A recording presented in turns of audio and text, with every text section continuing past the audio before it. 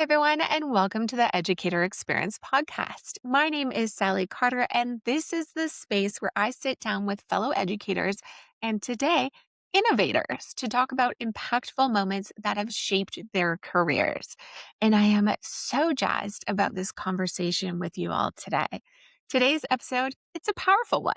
I'm joined by Hillary Summerbell, founder and CEO of Summerbell, the literacy technology company that brings curved text and a whole lot of confidence to dyslexic learners around the world.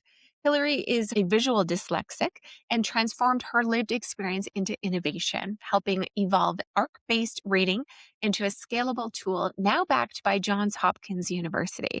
She's a creative, she's an inventor, and a leading voice in accessible ed tech.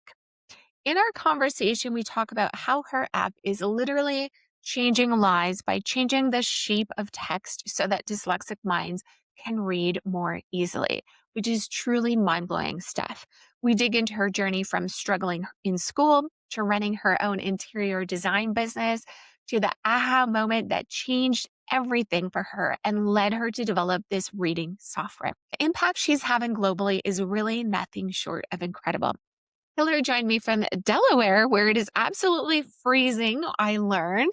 We've had a number of American guests recently, and I'm learning a lot about the different weather patterns and all kinds of interesting stuff. And also, she might have worn pink, and I'm wearing bright pink. So, if anyone knows a small fun fact about me, I'm slightly obsessed with matchy moments. And completely unintentionally today, that is what we are bringing to the table. We're both wearing some bright pink.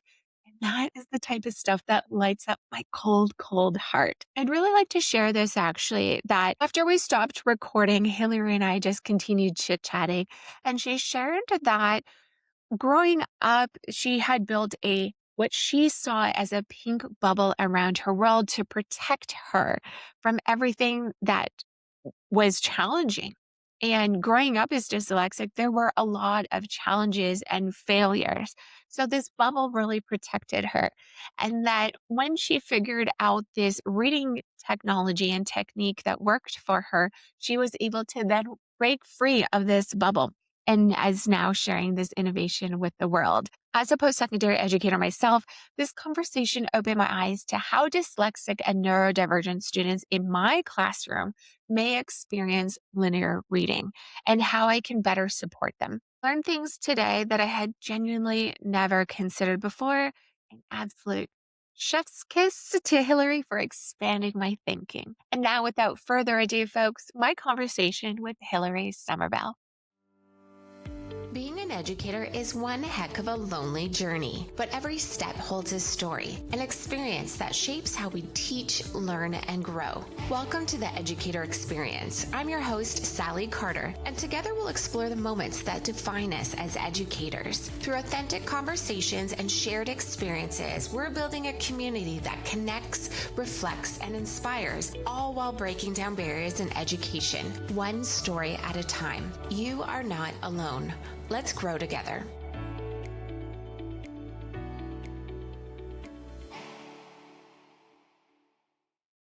Well, Hillary, thank you so much for being with the Educator Experience today. I really appreciate you taking the time on a wonderful Sunday morning. This is Bubba Love. Oh my God, so Yeah, cute. I know he doesn't like the cold either. I promise you that. Well, Hillary, thanks so much for joining us today. I'd love to hear a little bit about your journey into education. How did you get to where you are? The beginning of the journey was being in, just K through 12, Northern Virginia. I grew up about 20 minutes from the White House, kind of like in Langley. I went to Fairfax County schools. I was separated from my peers, probably second, third grade, and kind of put into like the slow learners class because I wasn't able to. I'm not neurotypical. I'm a visual dyslexic, and I had a really hard time trying to grasp the way that they were teaching me to learn, right? So it was hard. It was hard. The homework was tough. I felt stupid. It was discouraging. I didn't understand what was wrong with me. It just emotionally, my self-esteem was really kind of uncomfortable. So it was really hard. So then what happened was my mom put me in a private school called Somerset, and they taught me verbally. So I was one of 30 students instead of one of 2,000 students. And we had small classrooms, and they took away what didn't work, and what didn't work for me was linear reading. So that was kind of my K through 12 experience. Then my mom wanted me to go to college, and so somehow she got me into Beloit College in Wisconsin, which I failed the first semester. I Because I couldn't read. I couldn't understand what I was supposed to be learning. Just so disappointing, right? Because I tried so hard and would sit at my desk for hours trying to read and comprehend, and I just couldn't do it. So anyway, finally, I was basically sent home. I went back and I went to Northern Virginia Community College, and I got an associate's degree in interior design because I had a strong acumen for creativity. Creativity just came super easy to me. So I pivoted. I said, "Okay, well, if it's associates is all I can get, then that's all I can get." And that's kind of like how the story began. When you say visual dyslexic, can you explain that a little bit more for folks? Auditorily, I'm good, but when I try to absorb linear text, it's very overwhelming to me. And they call it going into overload. So what happens, because I never learned how to read very well or never learned phonetics, I immediately am almost exhausted, cognitively exhausted in the first attempt for me to do, whether it's 5 minutes, 10 minutes, 1 minute. And then I just I just walk away. I can't really do it very well. It's really hard, and even if I stay with it, I don't understand it. So, I guess that would be the definition of a visual dyslexic, somebody that has a hard time with linear text. So for Mhm. your viewers or the people who are listening, what I ended up doing was I took away what didn't work for me, right? So as a designer, I would go into people's homes, and a first process for me is take away what's not working. So if the lighting is wrong, the furniture is wrong, I just delete it, right? And I focus on what does work. So I use that same principle when I invented Summerbell. So I took away linear text and then I put it in a gentle arc, like a radius, right? So if you think about a circle, an oval, a rainbow, it's kind of like that arc. When I did that, I used my design acumen to redesign how I viewed text. I took away the linear and I didn't go into overwhelm when I read it as arc. This is so interesting. Okay, so how did your career in interior design then transition to your business now? I realized very early on that I needed to work for myself, right? Because I could fire it. I mean, There are honestly, some of us we just know. We just know. yeah, right. Yeah. And I didn't always work for myself. I worked in places like I was a flower designer, a event planner. I worked with colors and fabrics at the design center in Washington, D.C. I would only pick jobs that would not require me to read. When I opened up my design studio, I had to hire people to read my emails, to make orders, to like order chandeliers with the proper SKU, fabrics, the quantities, like all of these like forms that we had to fill out. I couldn't do it very well. So I would hire people to do it for me. And I did that for 20 years. I always had a team around me, and they did what I couldn't do, which was basically be linear. I kind of went into a panic in like 2019, and I was like, I've got to figure out how to read. Like, I got to figure it out. And if I don't, I might lose my business because I can't understand my business 100%, right? And I have to rely on the interpretation of others to tell me what's going on. Right? And then what if that's wrong? Then it's still on you at the end of the day. Yeah. Right. Yeah. Right. That's what happened basically, as the owner. And I just started drawing. I started sketching. And that's how it started, through my drawings. Interesting. Okay, so your business now, Summerbell, can you tell us a bit about that? Yeah. So that process that began in 2019, one of the ways that I figure things out is I use printer paper. I never use linear paper, right? So I'm never constrained by the overwhelm. Like I get overwhelmed just looking at like linear paper, like notebook paper. So for 20 years or 30 years, I just always had a stack of printer paper. So what I did was I started experimenting through sketching how I could shape the words so I would engage with them. I realized that I could read in a spiral without moving the page. I realized that I was happier if I put the words in, this kind of configuration.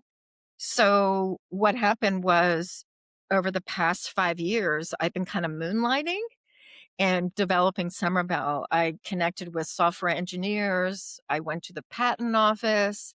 I protected my idea. We have a utility patent in the United States, which really was amazing for me because it validated the fact that I had an idea that nobody really had ever done before. This is so cool. Yeah, right? It does have some ground in what they call positional reading arc, which, somebody figured out, like, if you hold a book, if you pivot it, it's easier to read, but when I developed the software, I said to my guys, my software guys, I'm like and my teachers, I engaged a bunch of special ed teachers, and I'm like, "I want other people to be able to use this tool," and they basically said, "Okay, well, then we gotta build a Chrome extension," and that's how Somerville began as a software company, as an educational ed tech company. Is it a reading tool? How does it work? What does it do? Yes. Okay, so it's a reading tool that is compatible with other software. So basically, we all know that the kids are using a lot of software in the classroom, right? Everybody's got Chromebooks. So Mhm. basically, a reading tool that can be used in the classroom. We have a Chrome extension. We also have an app, but the app, it's really a browser.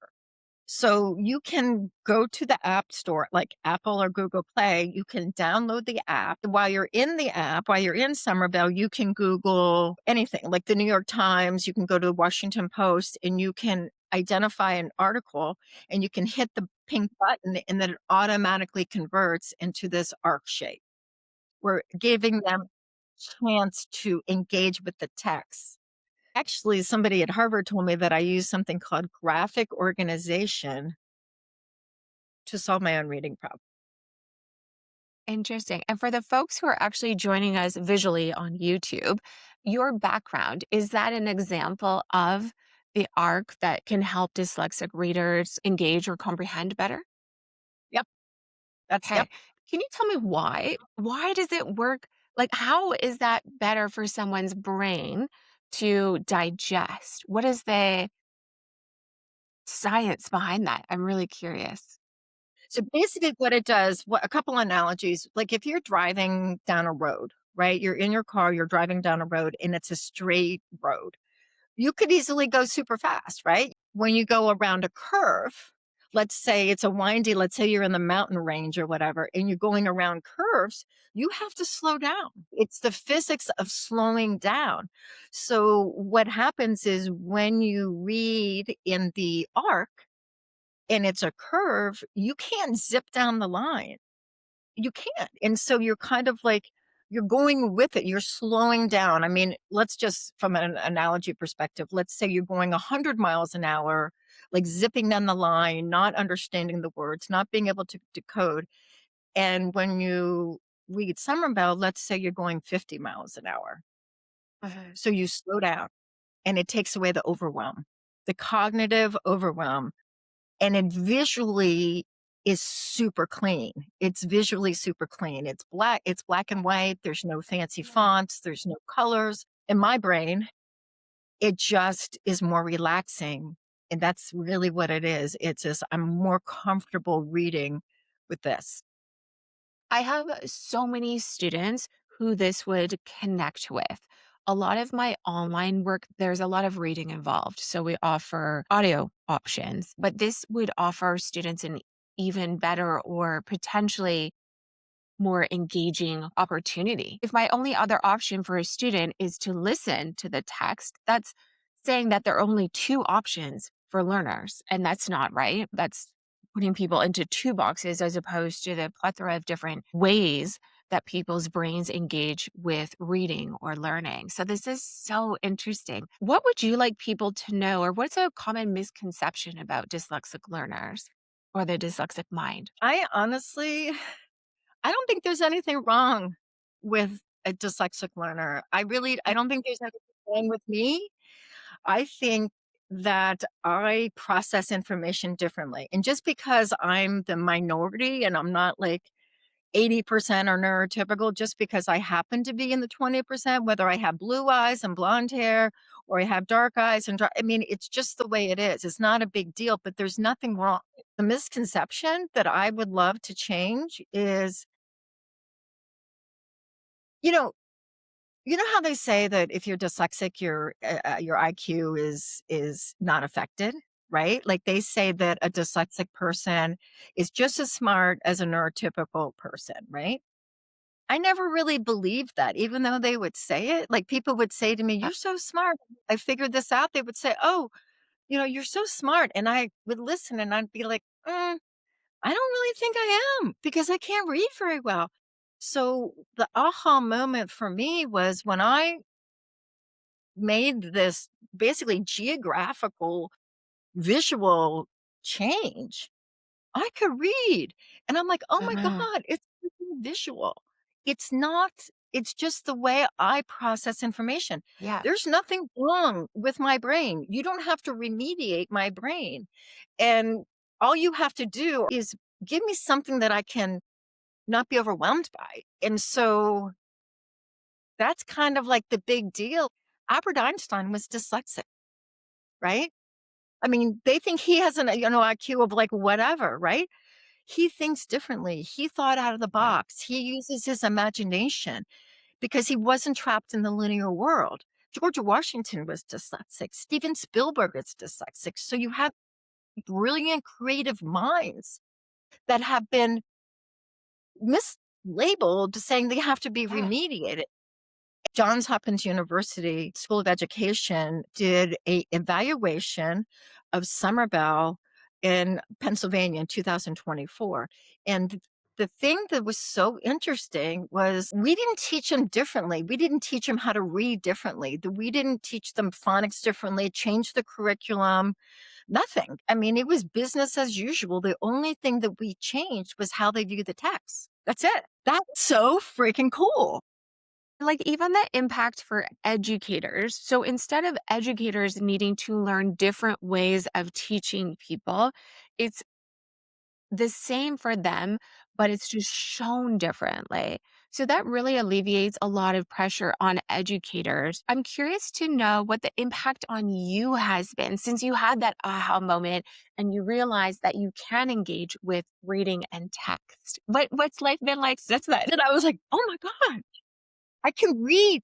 It was like instant. So the thing is, it was instant and I have a word helper, which is a tool in my software that helps me decode words of chunking them vertically rather than linearly.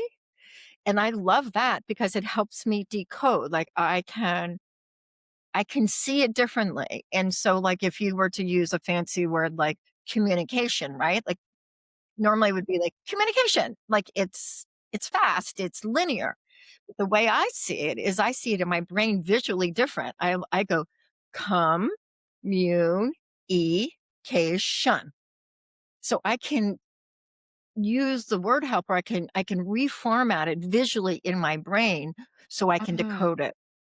So it's a low lift for the teachers. There's no training. I mean, there's a small amount of training involved. It's really just about cutting and pasting and printing and that kind of thing. But the teachers don't have to be trained. It's not expensive. Yeah. It's so simple that it's kind of brilliant in its simplicity, Right. but, Right. and it's super scalable and you can use it in the classrooms. I have meetings with superintendents in New Jersey. It's a low lift for the educators. So, what is the impact you're noticing just firsthand as the innovator, what you're noticing in the classrooms? So, what I'm noticing is there's a lot of slow learner classes that they've got these kids in, and I think it's not fair. I want to elevate the kids. It's even if you use the software in the classroom, right? You could have somebody using Summerbell sitting. So let's say Sally is using Summerbell and John is using Linear. You're in the same Chromebook. They're not pulled out. And what we're doing is we're giving them the same access to text to educate all people, not just the ones that are easy to educate. So I think the shift is really that the educators need to come to the dyslexic and say, "Hey, do you like this better?" You know, Hmm. And just try different things. just try it, and if they try it and the kid likes it or the person likes it, not just the child, then they can just engage in the text in this format. It's a game changer. It changed my life, you know, and I want it to change other people's lives. That's why I'm doing this work is I want to spread the word. I want to get it to the educators. And if you go to my website, summerbell.com, you can either listen or you can read the Johns Hopkins evaluation. And so we Oh, have a are you comfortable rigorous, we post that too with this? Because this is so interesting, that yeah, evaluation. legally, the only thing I'm about to say that I'm allowed to say is what I call the perfect paragraph, which I just said. But, people can go to they can listen to the study, they can read the study, they can listen to the study, and I'm not allowed to, like, talk about the results of the study. You have to, like, listen to it because they are a rigorous research university. They do research, and they do it in a very high level, and you just take it for what it is. But the one thing I found so fascinating about it, and if your audience takes a look at it, is they did a baseline. They had the treatment group and the control group. Everybody was tested at baseline in Linear. The treatment group read in Somervell, and then they retested in Linear.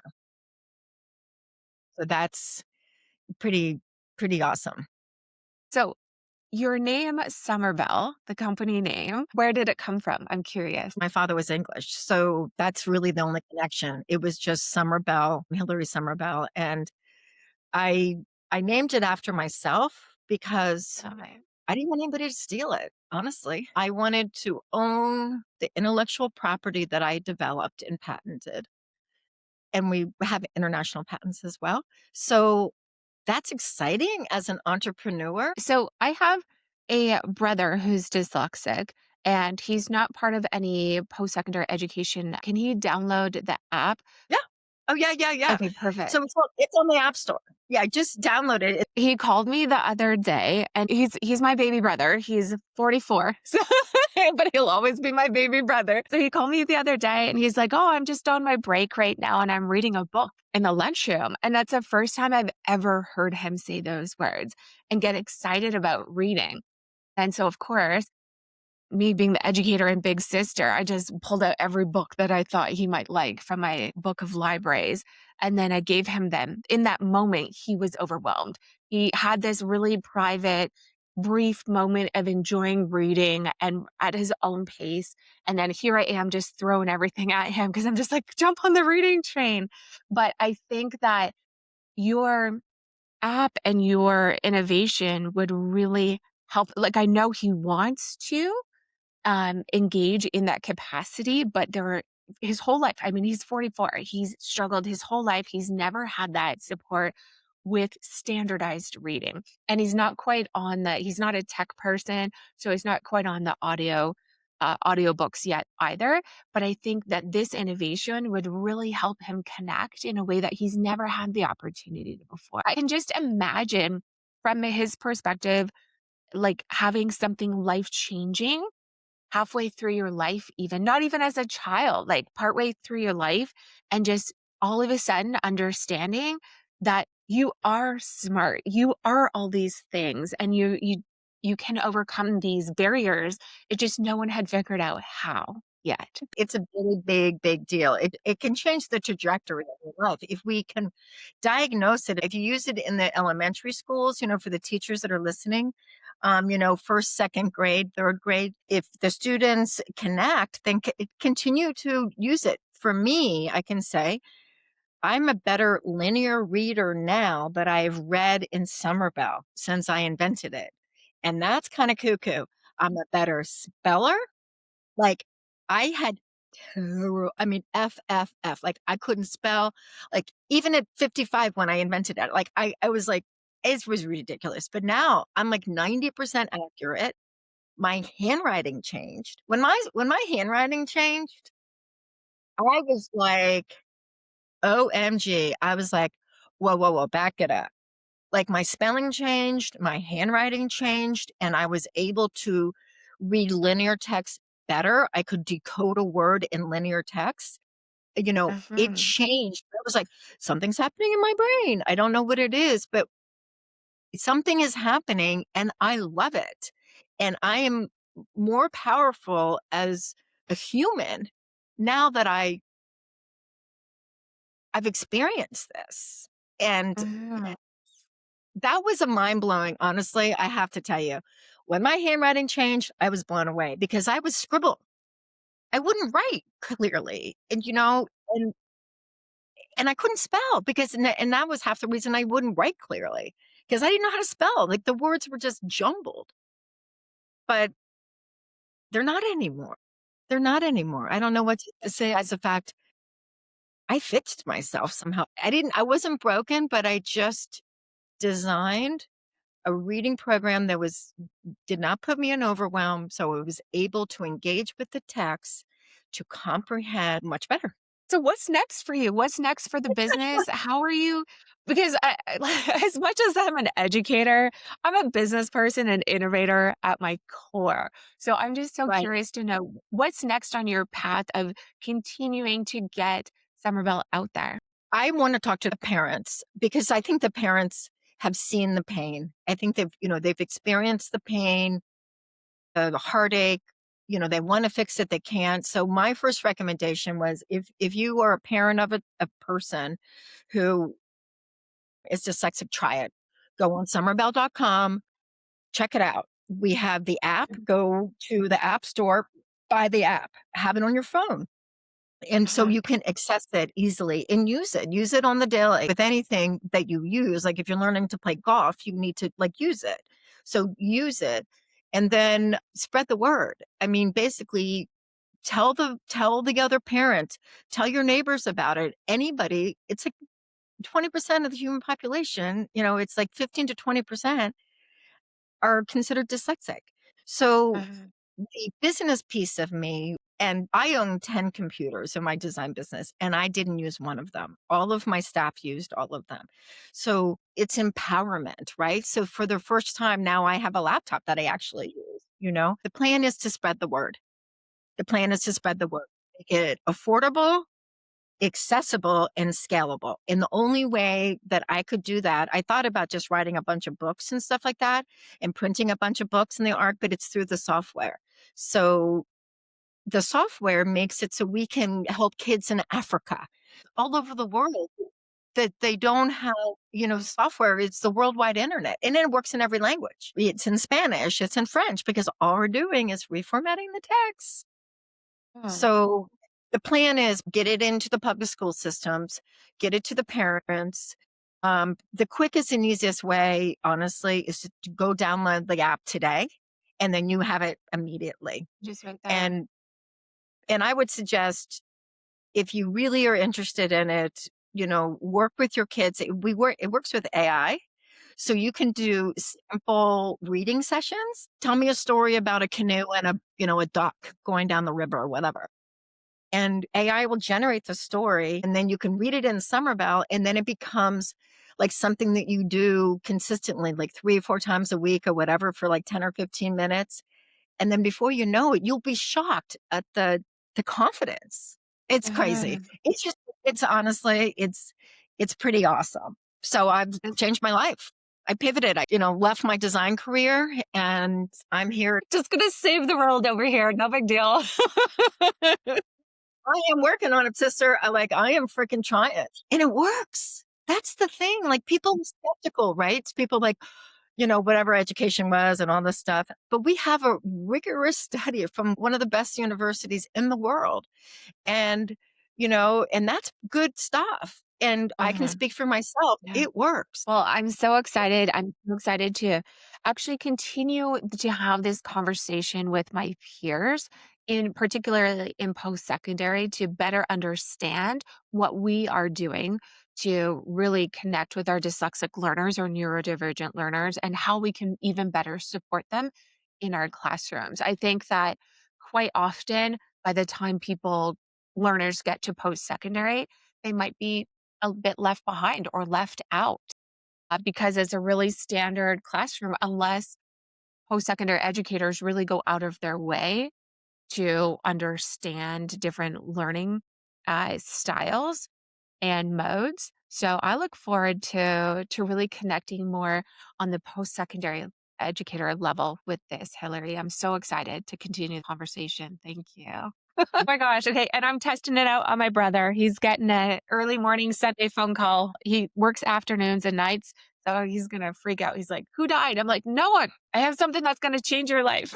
It's super exciting.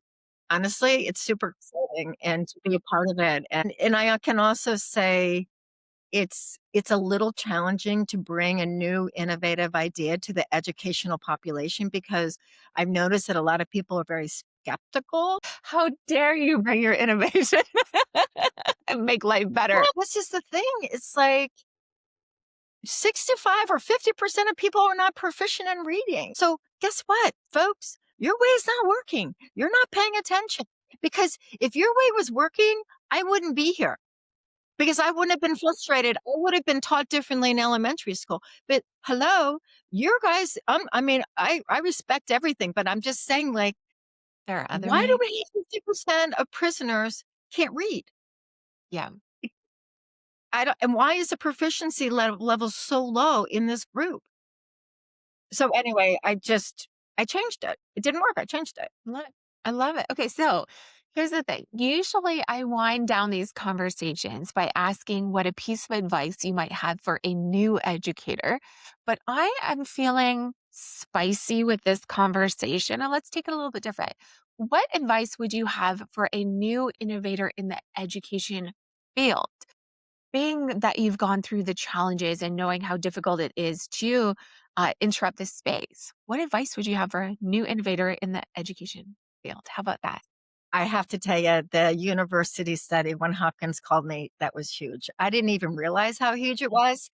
But when they did, I just raised my hand and I said, yes, right? Do you have the ability to do any sort of anecdotal research or rigorous research and track it? I would definitely get teachers involved in the beginning. I picked up the phone like that day and I called people who I knew were teachers. I brought them in really early and I'm like, does this make sense?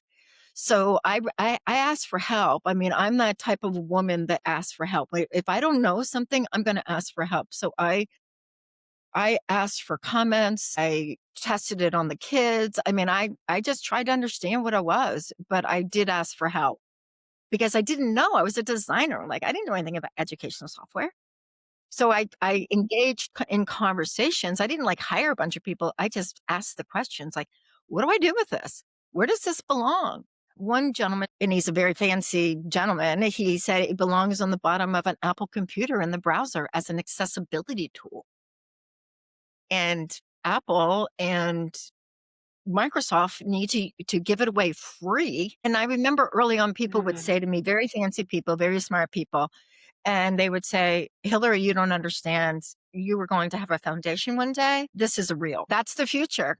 That's the future. Thank you so much. I cannot tell you how invigorated I am as an educator to better understand neurodivergent and dyslexic learners in my classroom and connect with them on an even deeper level because I now know more. I now know what's out there and what can I do as an educator to support the other population. right? In my classrooms and beyond. I am genuinely so stoked about this. Thank you. So, how long have you been doing this for? How long have you had this out for and been promoting Um, it? so I started in 2019. We actually built a Chrome extension with 4 special ed teachers from the Washington, D.C. area during COVID. Okay, so it's been a few years. Yeah. COVID, it was a downtime for me. So I jumped in. We developed the Chrome extension. Then we did another version of the Chrome extension. And then I didn't want to stop there. I was like, I want it on a phone. I It's use a phone. I don't have a desktop. I don't care. I want it on a phone. And they're like, oh my God, Hillary, like, are you joking? And I You're was like, so no, demanding, Hillary. How dare you want all these things? no. And I'm like, it's not fair. So anyway, they built it. They built it. And, it took a long time. It took 9 months to build it. It's hard because it was challenging, but we did it. And, I mean, yeah. So that was really, I just kept on saying, I deserve to read it on a phone. I deserve to see a photograph with ARC reading. Like I'm like, I want photographs in my browser, in my app. And they're like, oh my God. And I'm like, why not? So Uh-huh. I pushed. I pushed for equal rights. I pushed for Okay. accessibility. And I'm happy that I did it because we made it scalable. Honestly, I think, honestly, Salli, that's probably the biggest thing here. This is not an expensive program. I did not make it expensive. There was not a lot of training. It's so easy and it's so accessible. It really does have the elements that you would need to change how people think about dyslexics. Dating. We're Yeah, creatives. 100%. What I think is so interesting is I chose the color pink as my brand only because I use the color pink and I joke about it to be like in a pink bubble, right? So the linear world did not work for me. So I created my own world and my world was a creative world. I realized really early on that I was never going to make it in a linear world. So Mm, I created my own pink bubble.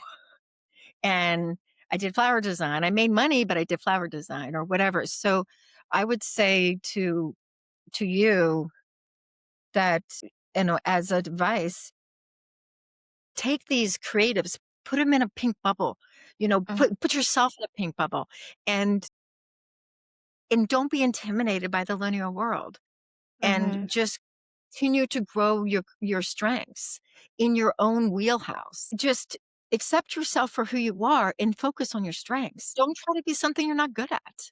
I guess the message is you were very special. Dyslexic people are, I believe, very special, and Mhm. they can bring great gifts to the world.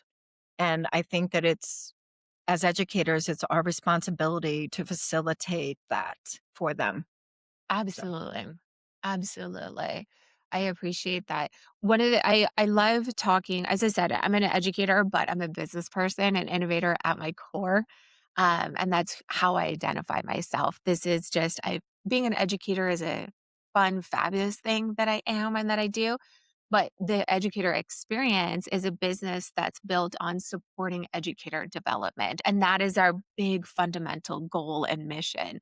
So, for example, in K to 12, those teachers are taught how to teach as they're becoming teachers. But in post-secondary world, we are brought in because of our expertise in a specific area without any regard for teaching skills or classroom understanding or management. And there's so much lost there.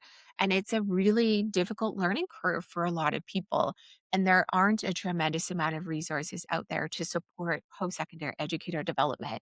And I've had the idea for this business for years. I've wanted to bridge this gap.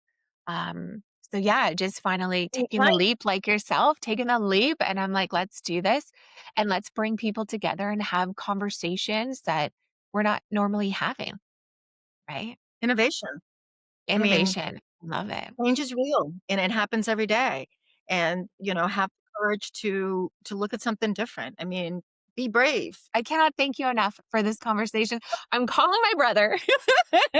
Gonna wake his ass up. We're making this happen. I'm about to change his life thanks to you. Yeah, you know what? I'd love to come back another time and just, talk further about it and, answer any other questions if you ever wanted to do that, just to like give you updates on what's going on. But yeah, Love it. Thank you so much for joining, Hillary. I can't thank you enough. I'm really excited for everything that you're involved with and to watch and support your flourishment. Thank you. I appreciate it. Thank you. Let's change the world. Woo! Yes. Thank you for joining us on today's episode of The Educator Experience. We hope you're walking away feeling connected, inspired, and just a little bit more supported on your journey. Ready to go a little bit deeper? Join the Educator Experiences community and check out our courses and workshops specifically designed to support new educators as they navigate the ups, downs, and everything in between. You'll find it all at educatorexperiences.com. If today's conversation resonated with you, share it with a fellow educator and don't forget to subscribe so you never miss an episode. Together, we're building a vibrant community rooted in support and connection. See y'all next Monday.